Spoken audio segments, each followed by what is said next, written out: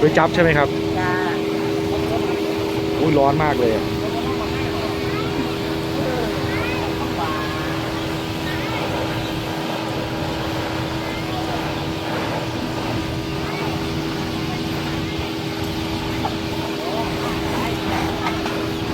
โอ้ห้องคนจอย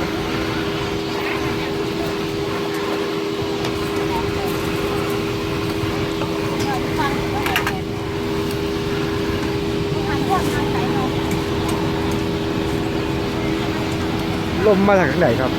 ลมแก๊สมาจากข้างไหนโอ้เบาขึ้นมาก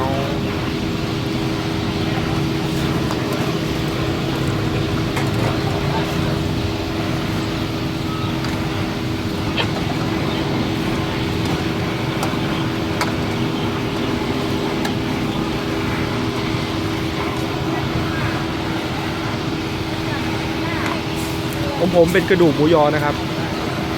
ช่วยหนึ่งนะคะฝากค่ะ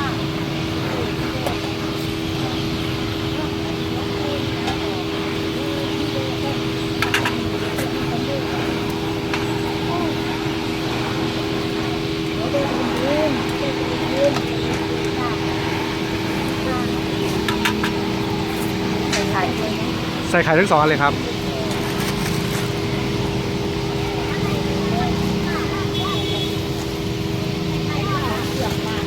อ๋อนี่ใช่ไหมโต๊ะนี่ถ้วยผมใช่ไหมครับนี่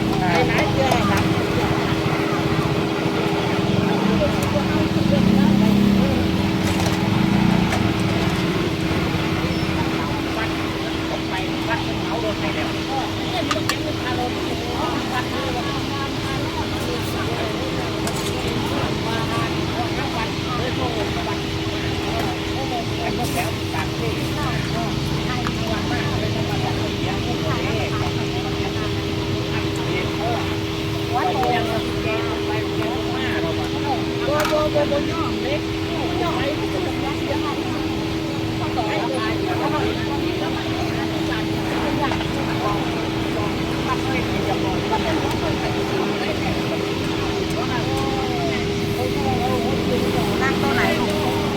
นี่ครับ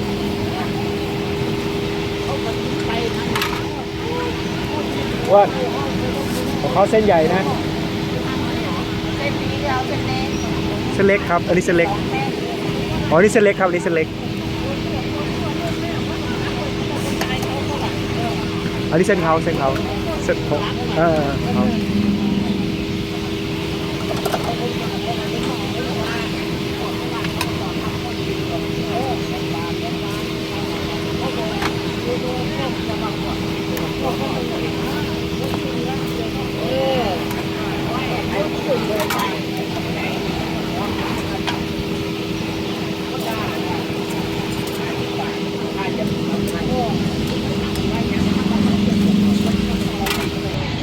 เป็นหนึ่งไม่จับช้อนอันนี้ยังอยู่ในชิปอยู่นะครับว่าตัวเล็กหวยนึงห้องใจหวยนึงบ่อยเฉพาะหมูสเต๊กใช่ไหมใช่ถ่ายรูปคนขายด้วยก็ได้ครับ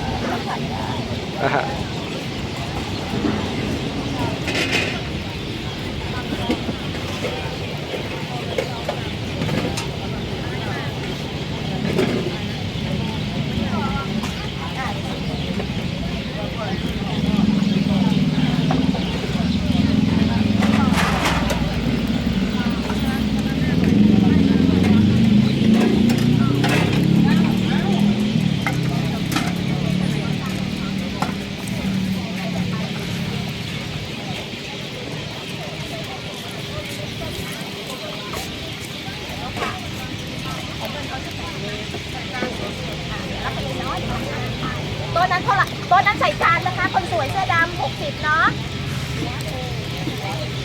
โต๊ะไหนลืมช่วยบอกด้วยนะคะเพราะว่าอยู่คนเดียวค่ะรบกวนบอกด้วยค่ะขายดีอย่าเพิ่งอารมณ์เสียให้กันนะคะทีแม่ค้าก็มีลืมบ้างบางเจ้ามีแบบต่อว่าอารมณ์เสียใหญ่เลยลืมใครจะอยากแกล้งลืมก็อยากขายให้ทุกคนนั่นแหละ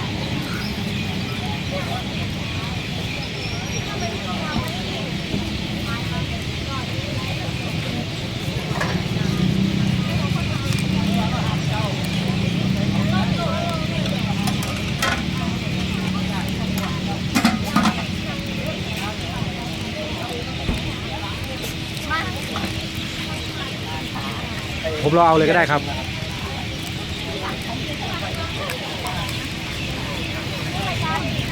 เปิ้ลบ้านผมญาติชิงตัวเย็นครับแต่ว่างานแต่งย้ายไปเดือนกุมภา เออมันก็น่าจะอย่างนั้นเลยเนาะ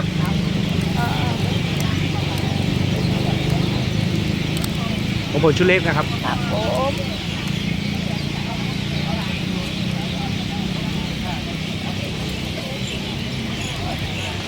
ช่วงนี้งานแต่งงานอะไรก็แบบเกลิกไม่ได้แล้วเนาะ ครับ ต้องแบบเงียบๆทำอะไรก็เงียบๆเขาบอกแต่งก็กลายเป็นมันแต่งก็เลื่อนไปกุมภาโน่น